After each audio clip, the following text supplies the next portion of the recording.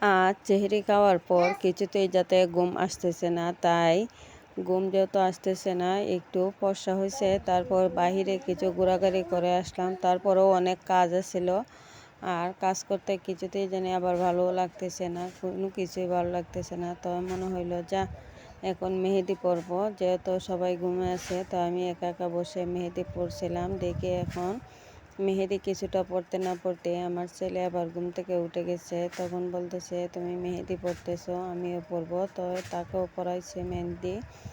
তো মেহেদি পড়ার পর যখন আবার মেহেদি পড়তে পড়তে আবার দিকে ঘুম আসতেছে, তো আবার ঘুমিয়ে পড়ছি। তো ঘুম থেকে উঠে প্রায় 1-1:30টার দিকে ঘুম থেকে উঠছি। উঠার পরে গোসল করে নামাজ টামাজ পড়ে সব কিছু করে তো রান্না করতে এলাম। আবার এদিকে আমার রান্নাঘরের কাজ চলতেছে, মিস্ত্রি কাজ করতেছে। এখন আজকে মিস্ত্রি খাবার খাবে, তো ও ভাত খাবে না, শুধু ইফতার করবে।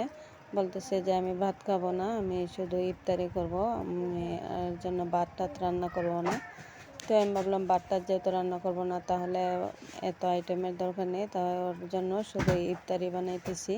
আর ইফতার বানানোর জন্য আমি মাছ দিয়ে ডাল রান্না করছি। এখন ইফতার বানানোর জন্য আটা আনছি, আটা দিয়ে ভাবলাম কিছু রুটি বানাবো আর সেমাই করব, আর চানামুড়ি এর মধ্যে, এর সাথে চানামুড়ির সাথে যা যা লাগে তাই আয়োজন করব। ও আবার খিচুড়ি, পোলাও, বিরিয়ানি এগুলো কিছুই খায় না। তো আমি অল্প একটু গরম পানি করে নিছি, আর গরম পানি দিয়ে আটার ডোটা মেখে নেব। দিয়ে দিছি পানি, এখন পানির কিছুটা কম হয়েছে, তাই আবার কিছুটা পানি দিতে হবে। আর দিয়ে আবার ভালো করে নাড়াচাড়া করে ডোটা করে নেব। আর এরকমভাবে গরম পানি দিয়ে ডোটা করলে রুটিগুলো খুবই নরম থাকে। আর এদিকে বসিয়ে দিছি সেমাই বানানোর জন্য। আর আজকে দিকে গড়ে দুধও নাই, তো দুধ ছাড়াই যা আছে তা দিয়ে রান্না করব।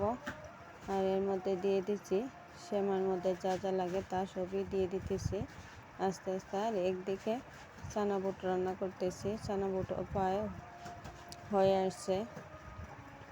আর সেমাইয়ের মধ্যে এখন চিনি দিয়ে দিতেছি।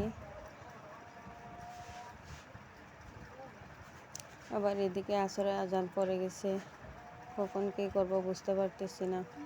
অন্যান্য তরকারিও রান্না করার মতন সময় পাইতেছি না, তবে ভাবলাম যে আজকে তরকারি রান্না করব ইফতারের পরে, কারণ আমারও শরীরটা কি বেশি ভালো না। এই যে সেহরি খাওয়ার পরে ঘুম হয়েছে না, তাই যে কারণে আমার শরীরটা খুবই খারাপ লাগতেছে। আর খারাপ লাগতেছে বলে আমি ভাবলাম যে এগুলোই কোনো রকম রান্না করি। আর আজকে খুবই রৌদ্র, খুবই গরম, যে কারণে আরও বেশি খারাপ লাগতেছে। আর এসব করতে করতে আমি দারচিনি, এলাচি, সেমাই দিতে ভুলে গেছি, এখন আবার দিয়ে দিতেছি। হঠাৎ মনে হচ্ছে যে কিছুই দিছি না, তাই আবার দিয়ে দিতেছি। আর এখন সেমাইটা আমি নামিয়ে নেব, আর এর ফাঁকে আবার কিছু বড়া, ডালের বড়া বানিয়ে নেব। আমরা গ্রামে যারা থাকি তারা আমরা সবাই বেশিরভাগই বড়া বলি।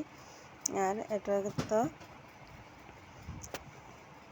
যেহেতু পেঁয়াজি বলা হয়, বেশিরভাগই মানে শুদ্ধ ভাষায় পেঁয়াজি বলা হয়। আমরা পেঁয়াজিটা তেমন বলা হয় না, কারণ সবসময় বলে অভ্যাস হয়ে গেছে যে বড়া, ডালের বড়া।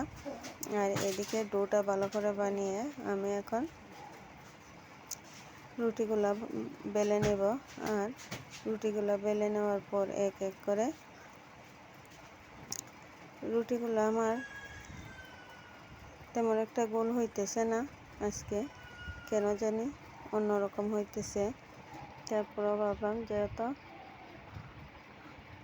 বড় বড় করে বানিয়ে নিতেছি, কারণ ছোট ছোট করে বানালে অনেক সময় লাগবে, তাই বড় করে বানিয়ে নিতেছি। আর আমার রুটি বানানোর তাওয়াটা নষ্ট হয়ে গেছে, আর এখন আর বাজারে যেতে পারিনি, যে কারণে আনতেও পারিনি।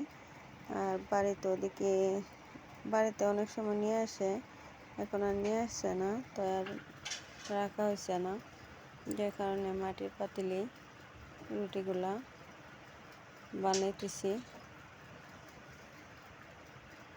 আর যারা ইউটিউব থেকে দেখছেন তারা সাবস্ক্রাইব করে দিবেন চ্যানেলটা, আর যারা ফেসবুক থেকে দেখবেন তাদেরকে বলছি লাইক কমেন্ট ফলো করে যাবেন আর সাথে থাকবেন। আমরা একে অপরের সাথে থাকলে সব সময় এগিয়ে যেতে পারবো। আর এই হচ্ছে রুটি বানানো, অনেকগুলো রুটি বানানো হয়েছে, প্রায় 5-6 জনে খাওয়ার মতন। অল্প হলে হবে না, কারণ আমরা মানুষ বেশি, যে কারণে বেশি বানিয়ে নিছি। ইফতারের প্রায় সময় হয়ে গেছে, আর এর জন্য আমি তাড়াহুড়ো করে নিয়ে নিছি, কারণ এগুলো আবার সবাইকে দিতে হবে, প্লেটে নিতে হবে। প্লেটগুলো আবার পরিষ্কার করে শরবত বানাতে হবে, চানা বুট এগুলো সব কিছুই বানিয়ে নিচ্ছি। খোদা হাফেজ।